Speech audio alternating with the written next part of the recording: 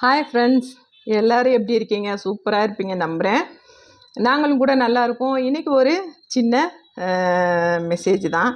எப்படின்னா, இப்போ வந்து நம்ம பிள்ளைகளுக்கு வந்து ஹார்லிக்ஸ், பூஸ்ட்டு, அப்புறம் வந்து மைலோ, காம்ப்ளான் இந்த மாதிரிலாம் வாங்கி கொடுப்போம்.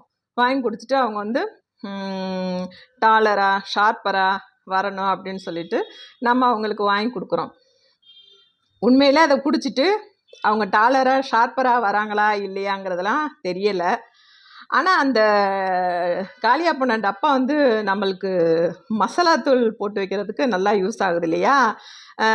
அதாவது மல்லித்தூள் போடுறதுக்கு, மிளகாத்தூள் போடுறதுக்கு, கறி மசாலா, அப்புறம் மட்டன் மசாலா, அடுத்து மீன் மசாலா, இதுக்கெலாம் அந்த பாக்ஸு நல்லா யூஸ்ஃபுல்லாக இருக்குது. அப்படித்தான் நான் பண்ணிக்கிட்டு இருக்கேன். நீங்கள்லாம் அந்த பாக்ஸை என்ன பண்ணுறீங்க சொல்கிறீங்களா கமெண்ட்ஸில்?